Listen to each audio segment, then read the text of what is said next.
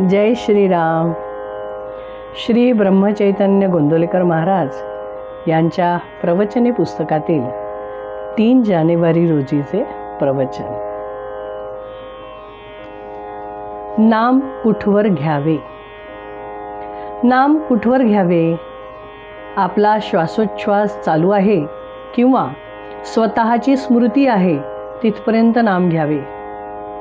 आपण श्वासोच्छ्वास जसा मरेपर्यंत घेतो तसेच नामाचे आहे. बरोबर भाषेत बोलायचे झाले तर असे म्हणता येईल की श्वासोच्छ्वास थांबला म्हणजे मरण येते. त्याचप्रमाणे नामाशिवाय जगणे हे मेल्यासारखेच आहे असे वाटले पाहिजे. अक्षरशः जीव जाईपर्यंत म्हणजे मीपणाने मरेपर्यंत नाम घेत सुटावे. शेवटी मी जातो आणि नामच शिल्लक उरते. नाम घेऊन कधी पुरे होऊ शकत नाही. मुक्ती मिळाली की ते सर्व पुरे झाले असे म्हणतात. पण मुक्तीनंतरही जर काही कर्तव्य उरत असेल तर ते नामस्मरणच. माणसाला गुंगीचे औषध दिले म्हणजे त्याला गुंगी आली की नाही हे पाहण्यासाठी अंक मोजायला सांगतात. अंक मोजता मोजता तो थांबला की तो देहभानावर नाही असे ठरते. तसे नाम घेता घेता मी नाम घेतो हेही स्मरण जेव्हा राहणार नाही तेव्हाच त्या नामात रंगून गेलेल्या माणसाचे पर्यवसान एकांतात होते. एकांत म्हणजे नाम घेणारा मी एक. या एकाचाही अंत होणे म्हणजेच देहबुद्धीचा विसर पडणे. देहबुद्धीच्या पलीकडे जाणे.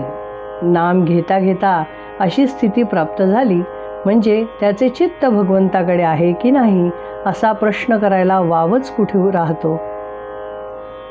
निद्रानाशाचा रोग झाला तर झोप लागेपर्यंत झोपेचे औषध आपण घेतो. तसे आपल्याला स्वाभाविक समाधान मिळेपर्यंत आपण नाम घेतले पाहिजे. नाम उपाधिरहित असल्याने आपणही उपाधिरहित झाल्याशिवाय नामाचे प्रेम आपल्याला मिळणार नाही. नामाने आनंदमय अशा भगवंताचे सान्निध्य लाभून त्याची कृपा व्हायला वेळ लागत नाही. किंबहुना ज्याच्यावर भगवंताची कृपा होते त्याच्याच मुखात नाम येते. नाम जपाची संख्या नोंद करून ठेवावी का? अमुक एक संख्येपर्यंत जप करण्याचा संकल्प केला असेल किंवा रोजचा काही कमीत कमी जप करण्याचे ठरविले असेल तर जपसंख्येची नोंद करून ठेवणे जरुरी आहे. जपाची सवय होण्याच्या दृष्टीने आणि नेमाने काहीतरी किमान जप केल्याशिवाय दिवस जाऊ नये या दृष्टीनेही जपसंख्येची नोंद करावी.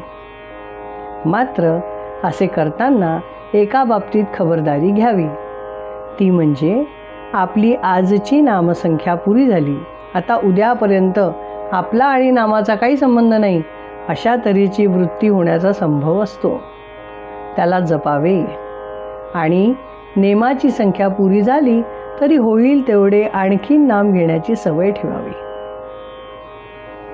साध्या माणसांनी विशेष खोलात न शिरता सांगितल्याप्रमाणे नाम घ्यावे. त्याचे कल्याण झाल्याशिवाय राहणार नाही. जय श्रीराम. श्रीराम जय राम जय जय राम. श्रीराम जय राम जय जय राम.